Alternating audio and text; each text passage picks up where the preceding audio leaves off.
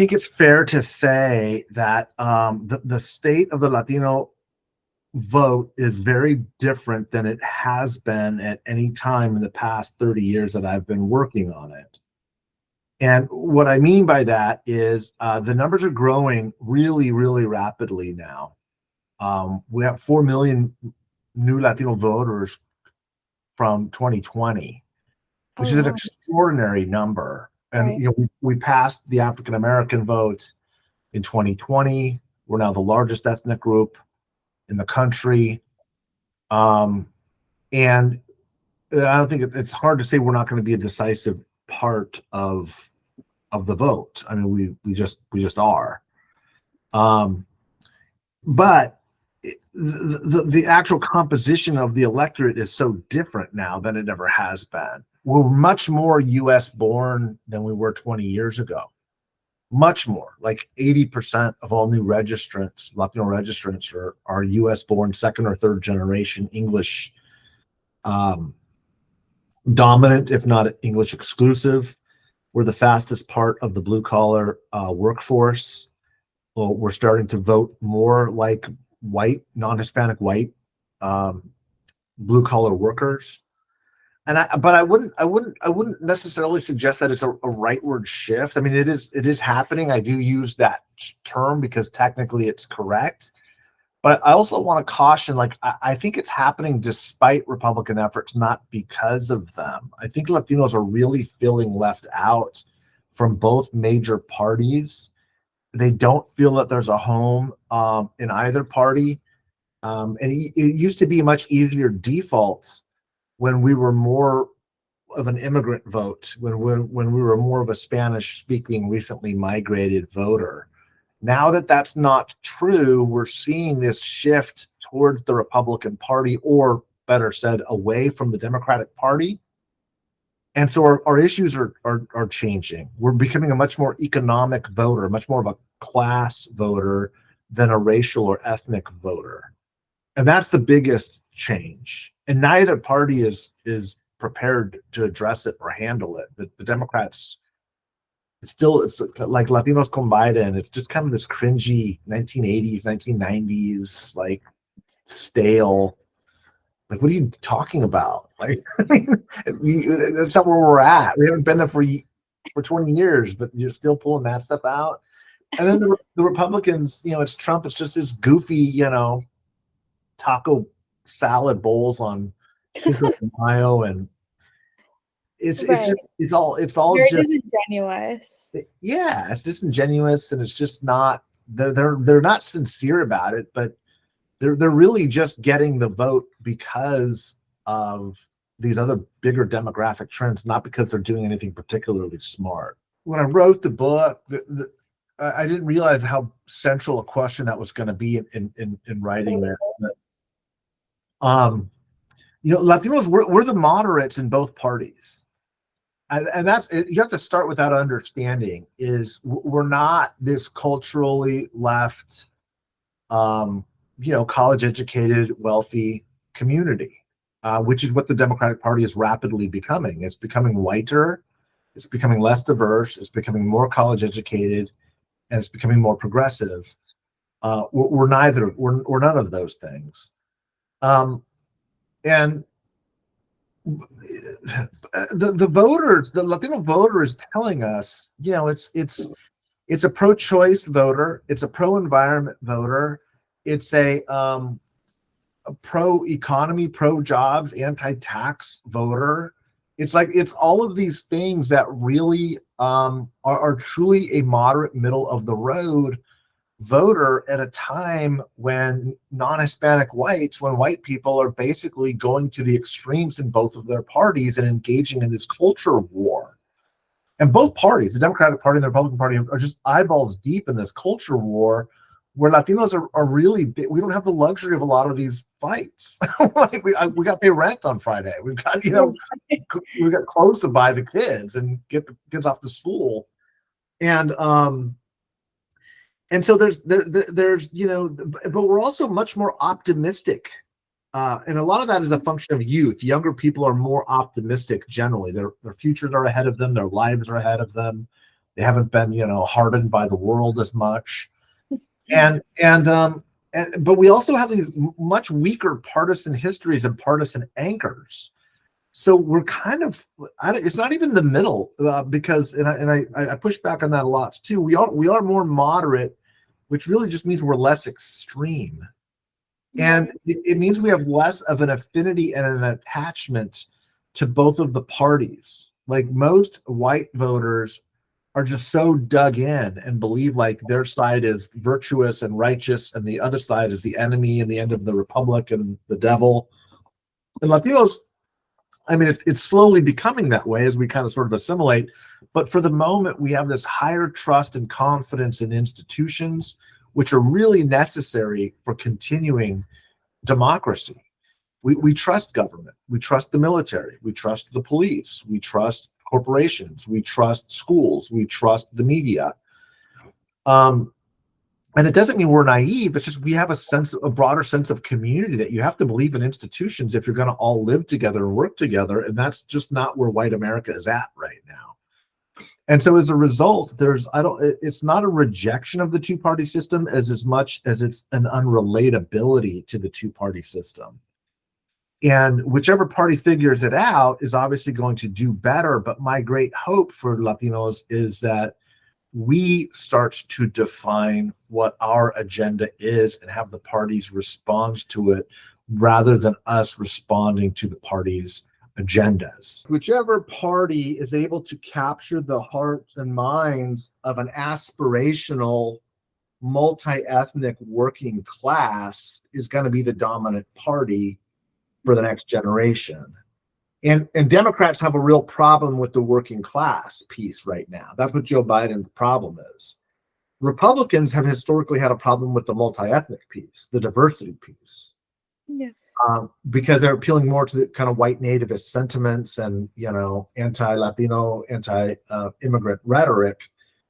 But we're seeing more and more Latinos respond to that now too. So it's the Republican Party is becoming a more multi-ethnic, multiracial party, despite the rhetoric, because our community is increasingly voting along class lines first.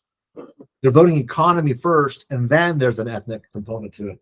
And that's really hard, especially for the American left to understand, because as wealthier white progressives, they have the luxury of thinking about class first. I'm sorry, about race first. Mm-hmm. They're not as impacted by the economy as our community is. Right. And it's because they're not working class anymore. They're not the party of Franklin Delano Roosevelt. They're not the party of, they're the party of college educated white people. And college educated white people, they're not worried about the price of eggs or the price of gas, or they have much higher home ownership rates because they can afford housing, and they've got much higher rates of college education attainment and all these other economic metrics that then allow them to be kind of horrified by Trump's cultural vulgarity, for good reason, by the way. I'm very anti-Trump, but right. Our community is more like we can't. We're living in a multi-generational family, and eggs are more expensive, and probably can't have our kids join the soccer league this year because gas is too expensive and rent may go up again, and we're screwed if we don't. And construction jobs are drying up because interest rates went up. We're not building houses, either. And the Democrats want to put us out of business if we work in the energy patch in the Rio Grande Valley or in New Mexico or the Central Valley of California. Like, that's a real threat. So until the Democrats have a true working class agenda, not just build back better, not government spending on infrastructure projects, that helps for sure. But, building a bridge in 8, 10, 12 years doesn't help. It's literally, how do they protect and advocate for the blue collar industries that Latinos are the fastest growing part of? Until they can connect with voters there, they're not going to have an agenda that connects. Democrats aren't. Republicans need to start, one of the great hypocrisies of Republicans is they'll say like, oh, these Democrats have open borders and they're trying to get new voters coming in. And then in the next breath, they'll be like, yeah, we're winning the Hispanic vote. It's like, well, which is it? I mean, right. If you're winning the Hispanic vote, you'd want open borders. Like what right. Yeah. You don't. So they're really conflicted on their own multi-ethnic, on the diversity piece. It's still deeply ingrained in Republicans' DNA. They'll talk a big game, but they don't really mean it. And so yeah, until one party genuinely believes it, and I think that the way that change is going to happen, Maria, is it's going to be Latino candidates from both sides. It's going to be a Ruben Gallego, in Arizona, saying we need more border security. Don't use the word Latinx in my office. Yeah, I'm pro-choice, but I'm also not going to, attack the construction trades, and I'm not going to attack the energy, sector. I'm not going to attack the ag industry. And then you're going to need to have that a counterpart in the Republican Party, probably coming out of Texas, where Latino Republicans are not weirdos. This is you're Venezuelan. Like, it's not weird to be Republican if you're Venezuelan or Cuban. Like, that's perfectly normal.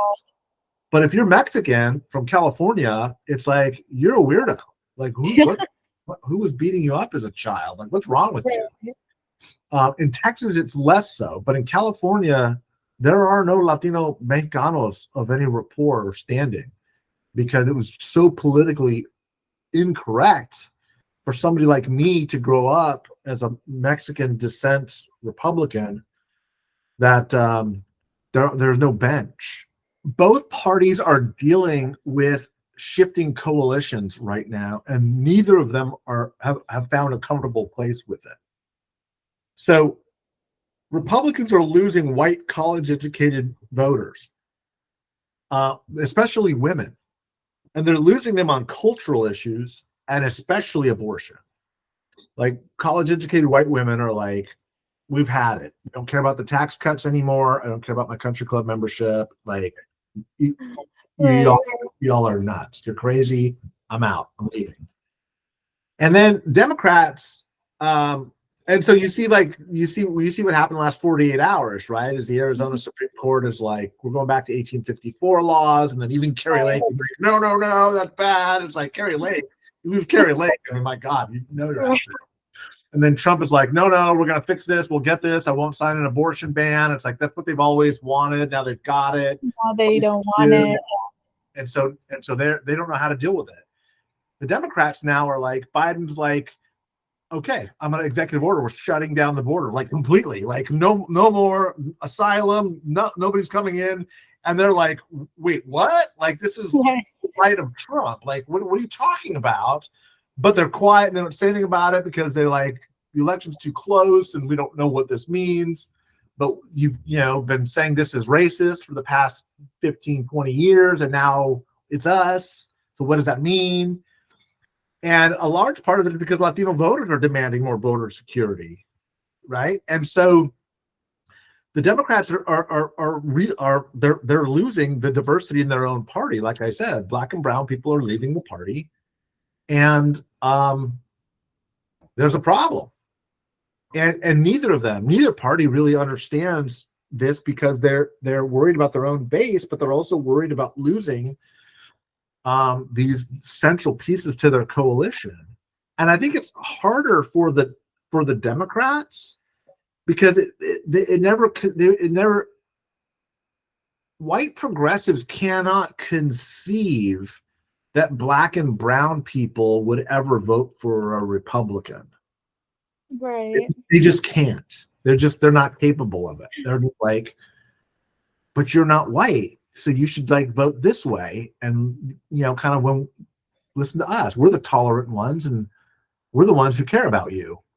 Except we don't. We'll put you in bad schools, and we won't build housing, and we'll do all of these things that disproportionately impact you. But we'll use Latinx, and we won't be racist with our language. And so Latinos and Black voters are kind of going like, I just can't relate to your country club lifestyle. Like, good for you. And it's not like I'm anti-Democrat. They're not. They're just like, I just can't relate to you. I work on the construction site, and there's some older white dudes and less and less of them, but they're watching Fox News, and they're going bar after work and hanging out, and their kids are playing soccer together on the weekends, and that's their culture. And so both parties are dealing with these shifting alliances, and that is making it very difficult because they are both core constituencies that they never thought that they would lose. Democrats never thought that they would lose black and brown voters, ever, especially not to racists like Trump. And Republicans are like, country club Republicans are all about low taxes and the S&P 500, and how can you go vote for the Democrats? Like, what does that even mean? Right. That's what's happening. Is the Republican Party is becoming a working class party, and the Democratic Party is becoming a college educated party. And the different cultures between those two is where people are reorienting.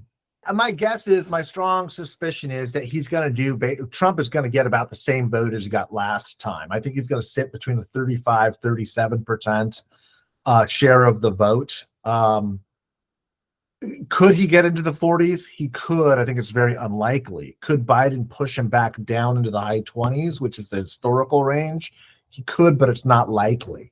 So I think you're probably going to see this plateau. A lot of observers, I think, myself included, have basically come to the conclusion that for the moment, the rightward shift already happened. Right.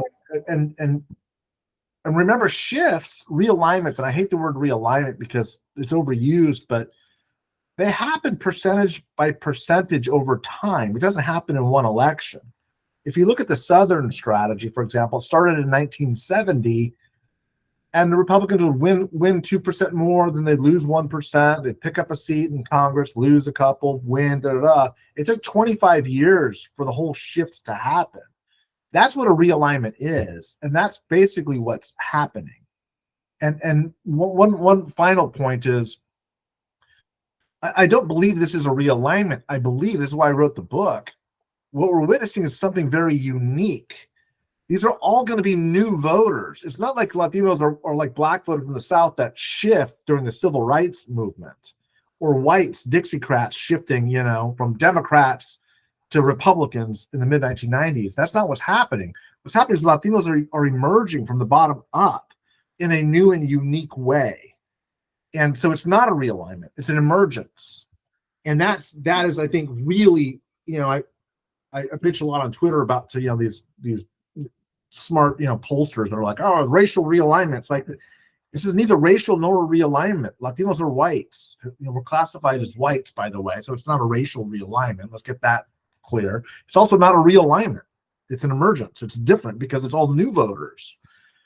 So anyway, it's probably in the weeds, but stuff I care about a lot. So my suspicion is most of the shift has already happened. I do believe in 10 years, you will see Latinos probably in the mid-40s range with Republicans. It'll be much closer to 50-50 than what we're going to see in 2024.